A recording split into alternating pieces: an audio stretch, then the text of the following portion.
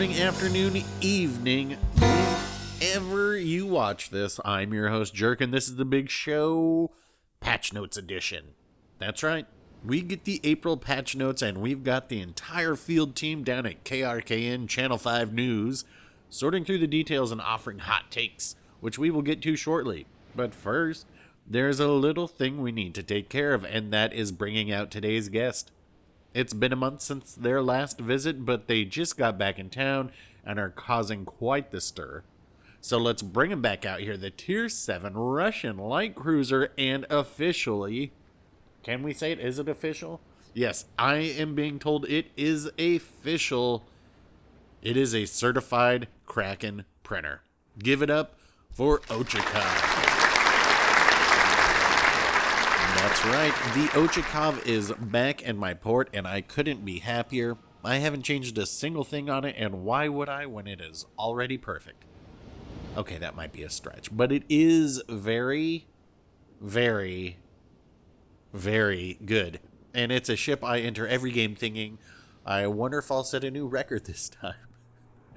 I'm just going to go out and say it once more. It is versatile and you can play it many different ways, but you will be missing out on all the fun if you choose to play it like a backline Betty.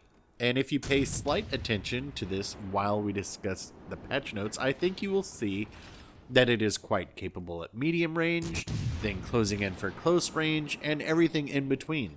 Why, I don't think we'll see another Tier 7 cruiser this powerful for days. Days? And that brings us to the patch notes. Alright, let's check in with our correspondents down at KRKN Channel 5 News. Jerk, are you there? What have you got for us?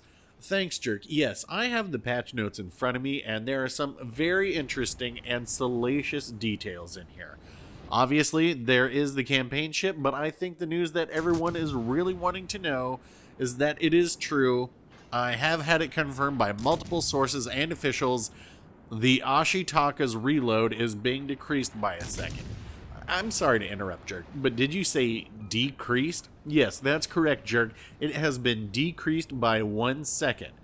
Wow, that is a change that is sure to rock the Wowzles community to the core. But hold on, Jerk, there's more. The people who parted with their money for this Ignis Purgatio and Ragnarok are getting the Vanguard treatment and getting their ships buffed with a reload booster. Oh, and then the German 105 secondaries will be able to pin 20 millimeters of armor, making them effective against destroyers. But that's more of a minor footnote and one we could really ignore. No, hold on. Let's go back and deal with that. So what real ships does that affect? Well, that's going to mostly affect the Bismarck and the Tirpitz. All right. Well, that could be interesting. Lastly, as officials confirmed last week, the Vanguard will be getting access to a concealment mod, as will all the Japanese Tier 7 and Legendary battleships.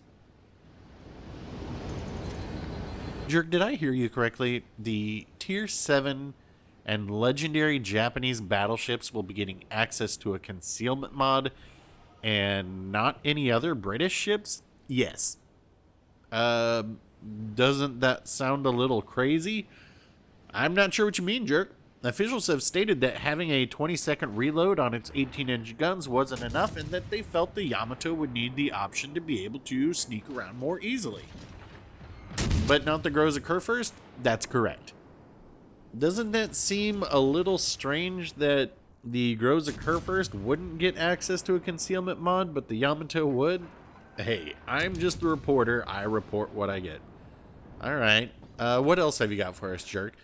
To celebrate the 2-year anniversary, there will be a discount on numerous premium ships, and there will be a global XP conversion bonus of 35% versus the normal 25%. So converting that 50 million Elite XP you're sitting on will only cost you $4,500 instead of $6,000. Well, that's nice. And what new items will there be available to buy with all this global XP? Nothing. There's no new global XP items? Nope. I've got to say that seems a little short-sighted. What would we even use our global XP for then? Well, you could use it to boost through all the carrier lines. Huh. Oh yeah, I guess it's official then. Carriers are here?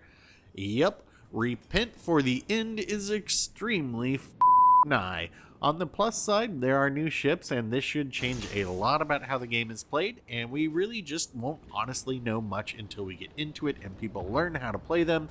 But I still think we need 10v10 with carriers, but that isn't happening, at least not now. So ships will get new AA mods as an option, mostly taking the place of sonar because whoever uses that.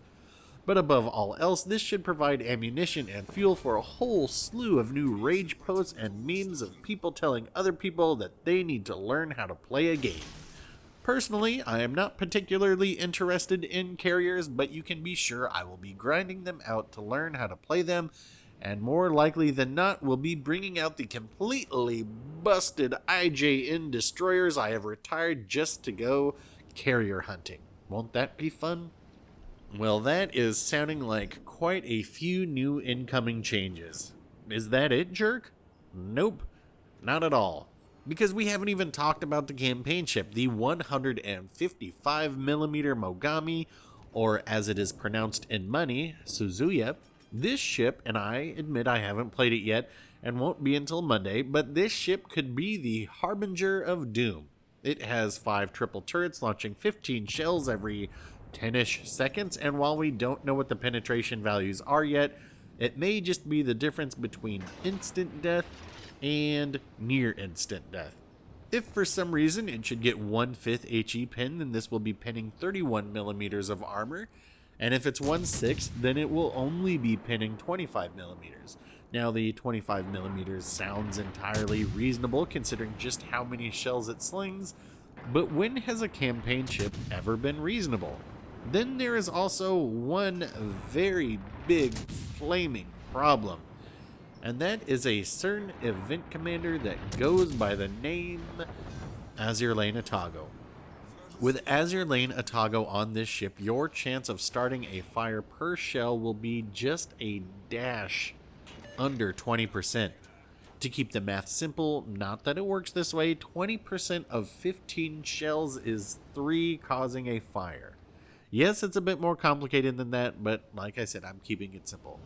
This could potentially be so ridiculously busted that fellow tuber Hipper said that if I should break 300,000 damage on day 1, that he will post a naked dancing video. So fear not, I will do everything I can to make sure that I don't cross that threshold. Probably. But let's reserve judgment on that until Monday, but I suspect having seen what that commander does to a regular Mogami and Atago, well, let's check in with the KRKN Channel 5 weather and get their take on this. Thanks, Jerk. Yes, right now we're looking at the potential of a Category 5 storm hitting on Monday. So stock up on your toilet paper and non-perishables now. Back to you in the studio, Jerk. Thanks, Jerk. Take a breath and get a little water because there is still just a little bit more to go. We're getting 2 new maps, Solomon Islands for the low tiers and Hotspot for the high tiers, which I will say is one that I have been waiting for. We will also have Golden Week, which is a celebration in Japan where they will be offering skins for various Japanese ships, as well as a golden flag for 1,000 doubloons. I hope it is golden. If it is, I may pick it up just to put on my ships that spray golden showers. The Asashio will also be back for 12,500 doubloons if somehow you need more Japanese destroyers. Lastly, we will be seeing Seasons 2 and 3 of Arena Mode with new rules applied. The top 3 brackets will receive steel in both seasons, so while you'll still need a bucket to play on, you will most likely have a spare moment to be able to rinse it out. We don't have the details of what tier ships it will be using, but please, let it be tier 6 and 7. No more tiers 5 or 4. We have used those for almost every event these past 2 years. I wonder if carriers will be allowed in it. Surely not. Can you imagine having 4 carriers in a round? Either way, I do enjoy Arena Mode, so if they actually implement some sensible rules like how XP is calculated, then this could be much fun. And we could definitely division up on stream and play, so no snark here. Let's wait and see.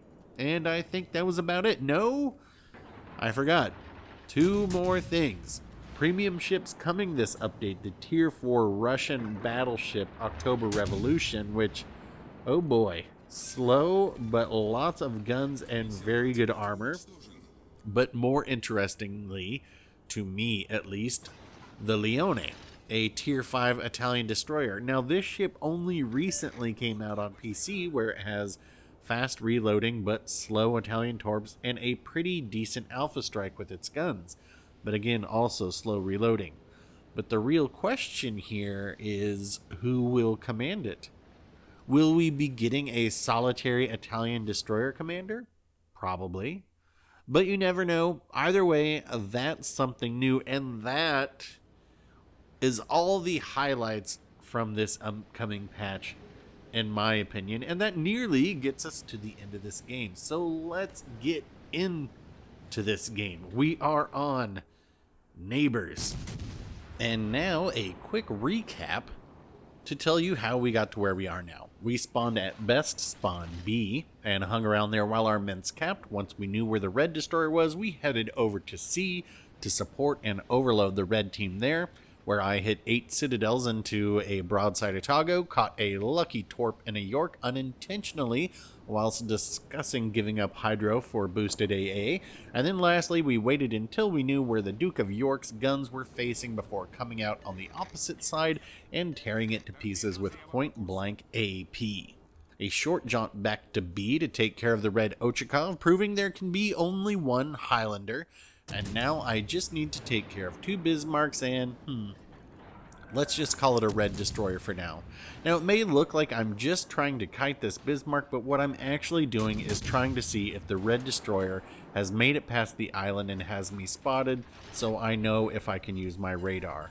And there they are. They don't have much health, and this does shoot railguns, and they are turning out. I just am going to need to clip this maybe once or twice more. Come on. This is why we have Scott on here, is so we can actually hit these shots. Ugh, I guess they got away. Well, we'll get back to them. Just kidding. There it is. We got him. Kraken 219 in the Ochakov. But can we get a 6-pack? Can we get a jackpot? Let's stick around and find out. So I have to tell you guys, this ship is going to be my summer jam. And I wouldn't be surprised if it becomes my most played ship, at least until Ouija stops messing around and gives me the Bayard. After having it removed from my account until I finished the campaign, I immediately took it out, and I think I have lost 1 game with it since then. Playing solo too, with my average XP being over 3,000, I'd guess. There isn't much time left in this campaign, so if you are still debating picking it up, I am telling you, you are going to regret it if you don't. If for one fact and one fact alone, it makes short work of every ship that annoys me. The ship that won't be named, and the goddamn Wichita. It is absolutely a blast putting those fools on notice. Speaking of blast, look at that Misc come out of nowhere and get that torp on that Bismarck. Unfortunately, that was going to be my 6th kill, and potentially 7th, but that's alright. That was a great play by that Misc. You know, that's something that they've been waiting to do all game, because, you know, that's just when you get to do that in those Russian destroyers, and they did it. But they go down. And now the question is, will I get to finish this Bismarck? I will tell you right now, I am going to get to finish this Bismarck. I think I have to wait for them to come out of the smoke here for just a second. But anyway, yeah, we will be picking up the 6-pack in the Ochakov, and I think today when I played this, I had just about 3 games in a row where they could have very easily been Krakens. That's how good this is. Anyway, that's going to do it for this one, and let's see what happens. There's number 6. Now let's bring up the scoreboard. 3,163 XP for a very good game. Speaking of, I just got my stats from Wargaming, so I can now see how I've done in every ship. Some insights there, though I was really curious to see how many ships I've gotten 4,000 XP games in, and there are 12. Good game, blue team. Nice try, red team. And that does it for this one. If you are jazzed for carriers to arrive, hit like. If you are digging through the closet looking for an umbrella for the oncoming storm, hit dislike. Questions, comments, stat requests? Leave them down below and save your grandchildren the trouble. Hit subscribe so they don't need to come over and explain how it works. I'll get back out there for another one soon, and we'll talk